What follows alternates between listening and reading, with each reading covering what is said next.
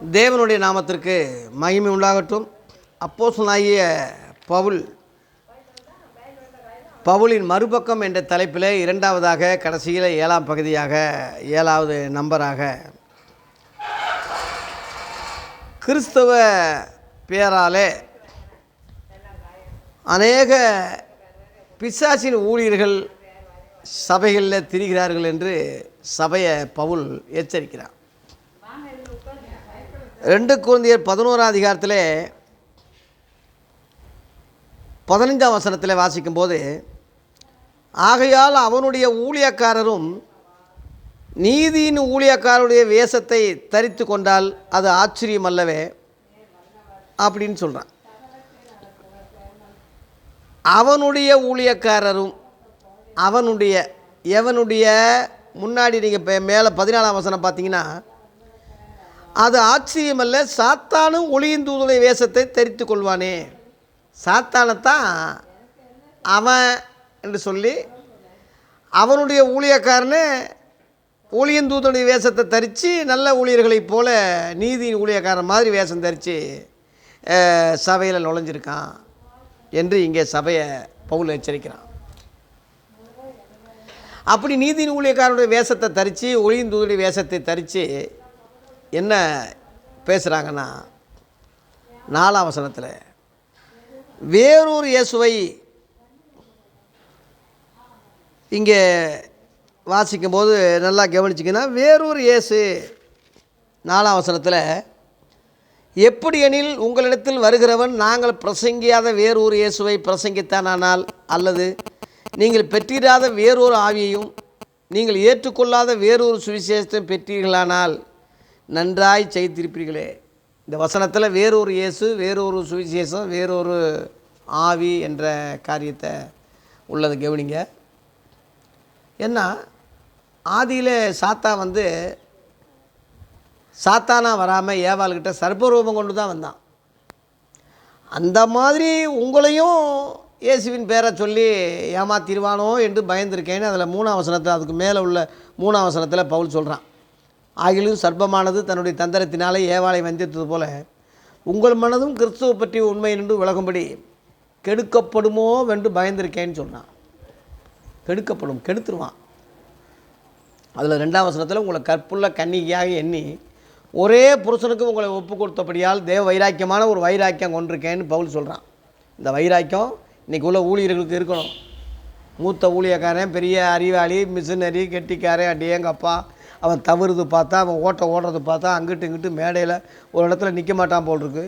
பெரிய ஃபில்டர் பண்ணி பேசுவான். ஒரு சத்தியம் கிடையாது, ஒரு உபதேசம் கிடையாது, ஒரு இதுவும் கிடையாது. அவங்ககிட்ட ஒரு வைராக்கியம் கிடையாது. அவன் வைராக்கியம் முழுவதும் இடம் வாங்கணும், வீடு கட்டணும், தோட்டம் போடணும், காரு வாங்கணும். ஒருத்தன் சொல்கிறான் 5 வருஷம் ஆயிடுச்சு காரு வாங்கி, புது காருக்காக ஜெபம் பண்ணுங்க. வெளிநாட்டுக்காரங்க வந்தால் அவங்கள உபசரிக்கிறதுக்கு 2 வேணுமா? எப்படி அவன் வைராக்கியம் பாருங்கள். வருஷந்தோறும் சோசின்னு சொல்லுவான், குறி சொல்லுவான், ஜனங்களை ஏமாற்றுவான். அப்படியே பாட்டு ஏற்றி இறக்கி பாடி பெரிய அறிவாளி மாதிரி வேதநாயகி சாஸ்திரியார் மாதிரி அவன் தன்னை ஃபில்டர் பண்ணிக்கிடுவான். பெரிய அறிவாளி மாதிரி. ஒரு சத்தியம் கிடையாது. பிசாசின் ஊழியர்களாக இருக்காங்க. அப்படிப்பட்டவர்கள் 13ஆம் வசனத்தில் பவுல் சொல்கிறான், அப்படிப்பட்டவர்கள் கள்ள அப்போஸ்தலர்கள்னு சொல்கிறான். அப்போஸ்தலன் பேர் இருக்கும், ஆனால் அவன் கல்லனாக இருப்பான். இன்றைக்கி உள்ள பெரும்பாலும் பெரிய ஆளுகள்லாம் அப்போஸ்தலன் என்னையும் கூட அப்போஸ்தலன் தான் அழைக்கிறாங்க. எப்படி நம்ம அடையாளம் கண்டுக்கிறோம்னா, அப்போஸ்தலனுடைய அடையாளங்கள் அப்போஸ்தல உபதேசத்தையே சொல்லுவான், அப்போஸ்தலர்களையே மேன்மைப்படுத்துவான், அவங்களையே உயர்த்துவான். இதுதான் அடையாளம்.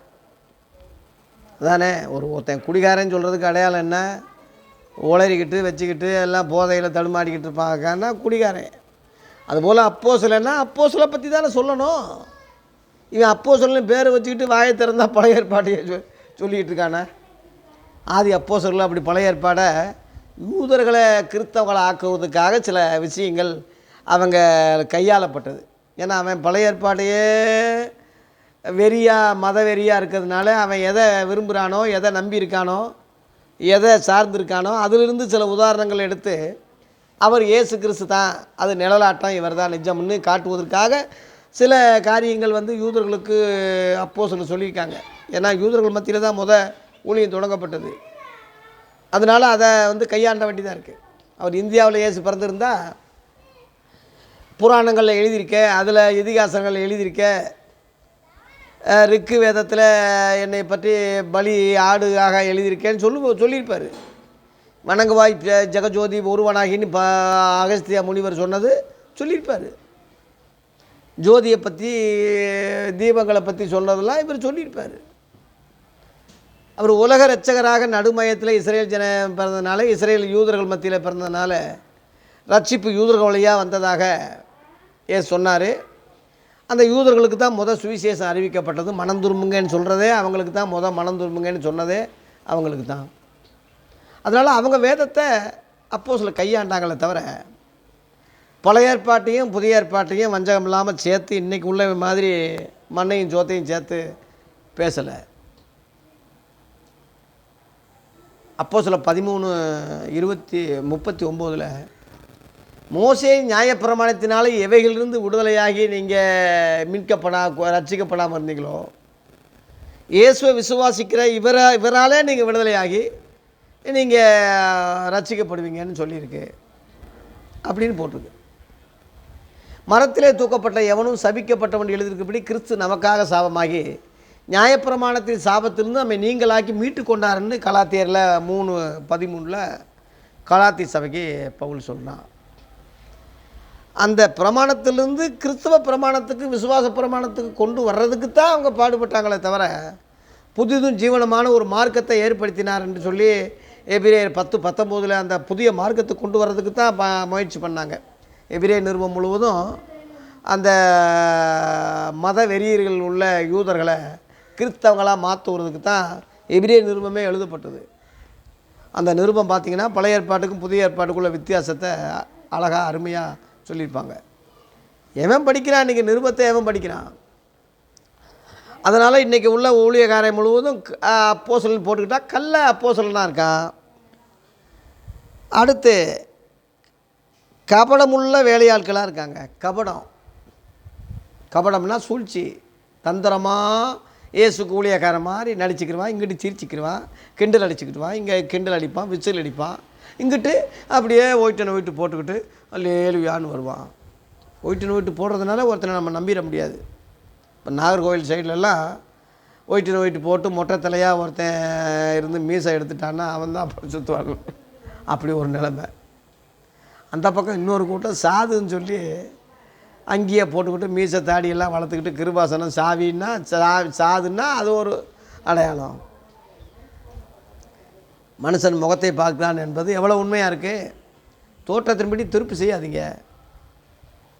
எல்லை அடைக்கப்பட்ட கல்லர்களேன்னு சொல்லி மனுஷனுக்கு முன்பாக நீதிமான்களைப் போல காணப்பட்டு உள்ளே அக்கிரமம் அநியாயம் இருக்குன்னு சொல்லி மத்தேயு 23 வேதபார பரிசெய்கிற வஞ்சாரில் திட்டினாரில் சபிச்சாரில் ஏசு ஐயோ ஐயோ ஐயோன்னு அந்த லிஸ்ட்டில் தான் இன்றைக்கி உள்ளவங்க இருக்காங்க.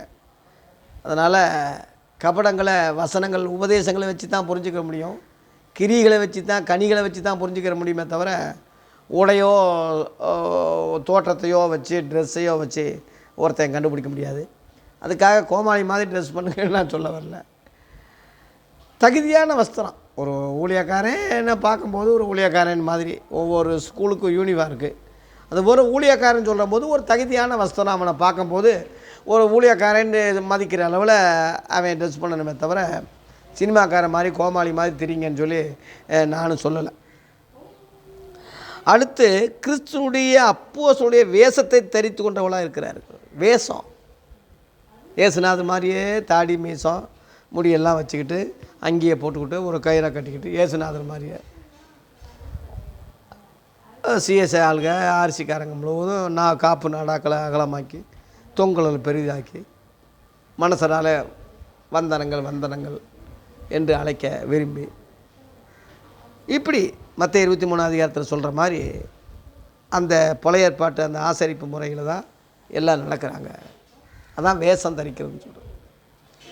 உலகத்துக்கு ஒத்து வேஷம் தரிக்காதீங்க, பிரபஞ்சத்துக்கு ஒத்து வேஷம் தரிக்காதீங்கன்னு சொல்லி ரோமர் 12:1 பவுல் சொன்னான். ஒத்து வேஷம் தரிக்கக்கூடாது. உலகத்தின் வேஷம் கடந்து போய்கிட்டு இருக்கே. ஆனால் வேஷதாரிகளை வேடாந்தாரிகளை நம்பாதீங்க. வெளி வேடக்காரர்னு சொல்லி ஆர்சி பைபிளில் ரொம்ப தெளிவாக போட்டிருக்கு. வெளி வேஷம். அதனால் தோட்டத்தை வச்சு, மீசையை வச்சு, தாடியை வச்சு, ட்ரெஸ்ஸை வச்சு, பெரிய சிலுவையை போட்டுக்கிட்டு, பெரிய ஒரு கம்பம் வச்சுக்கிட்டு, வெட்டியா மாதிரி இப்படி உள்ளவனை தோற்றத்தை பார்த்து நம்பிடாதீங்க. அதெல்லாம் ஒரு வேஷம்தான். ரூமுக்கு போங்க, அதெல்லாம் வேஷமெல்லாம் தரைச்சி போட்டு அப்படியே ஜட்டியோடு கிடப்பான். 80 பொம்பளைகளை கெடுத்துருக்கான ஒருத்தன், அருள் தந்தை பெனட்டிக்குன்னு சொல்லி ஒருத்தன், நாகர்கோவிலை சேர்ந்தவன். அவனுக்கு இப்போ கண்டுபிடிச்சி ஜெயிலில் வச்சுருக்காங்க. 80 பொம்பளைங்க பாவ மன்னிப்பு கேட்க வந்த பொம்பளைகளை 80 பொம்பளை கெடுத்துருக்கான்.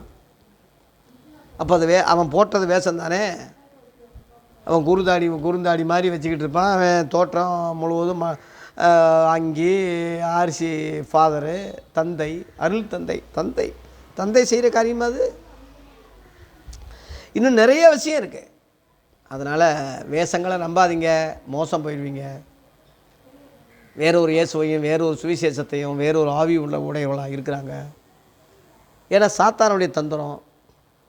ஏவாளை அன்னைக்கு சர்பரோகம் கொண்டு வந்தது மாதிரி இன்றைக்கி அப்போஸ்தலனாக, கள்ள அப்போஸ்தலனாக, கபடமுள்ள வேலையாக வர்றான். அந்த கபடத்தையும் அந்த வேஷத்தையும் நீங்கள் அறியாதனால நீங்கள் வஞ்சிக்கப்பட்டக்கூடாது என்று தான் கொரிந்தி சபைக்கு பவுல் சொல்கிறான். அவனுடைய ஊழியக்காரன் நீதியினுடைய ஊழியக்காரன் வேஷத்தை தரிச்சுக்கிடுவான். ஒளியந்து வேஷத்தை தரிப்பான். எச்சரிக்காருங்கன்னு சொல்லி சபையை பவுல் எச்சரிச்சிருக்கான். இன்றைக்கி உள்ள ஊழியர்கள் அப்படி எச்சரிக்கிறாங்களா சபையை? இன்றைக்கி ஒளியந்தூதம் வேஷம் இப்போ தரித்தவன் இல்லையா? வேஷம் தரித்த அப்போஸ்தலன், பேர் பெற்ற கள்ள அப்போஸ்தலன் இல்லையா? கபடமுள்ள வேலையால் இல்லையா? வேறொரு சுவிசேஷத்தை சொல்கிறவன் இல்லையா? வேறொரு இயேசுவை அடிக்கடி பார்த்ததாக சொல்கிறவன் இல்லையா? வேறொரு ஆவியை அன்னி பாஷை மாதிரி பேசி நடிக்கிறவன் இல்லையா?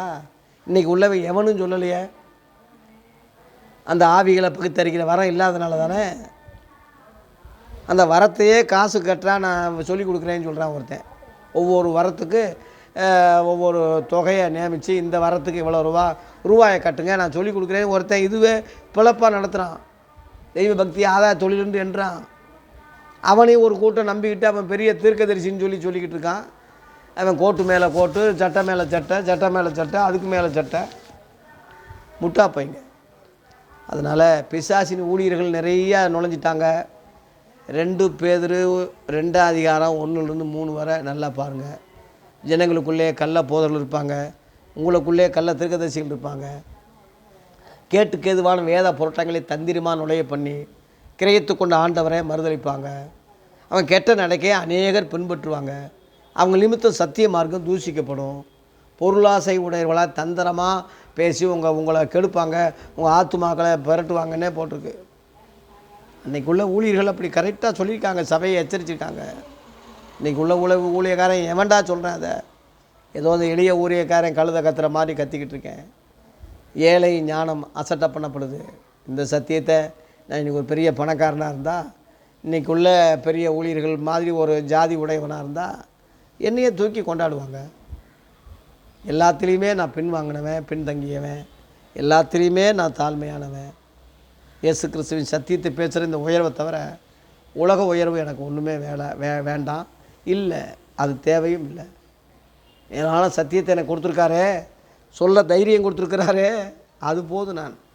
நான் வாயை திறந்து சத்தியத்தை நான் சத்தியமாக பேசுவதற்கு எனக்காகவும் ஜெபம் பண்ணுங்கன்னு சொல்லி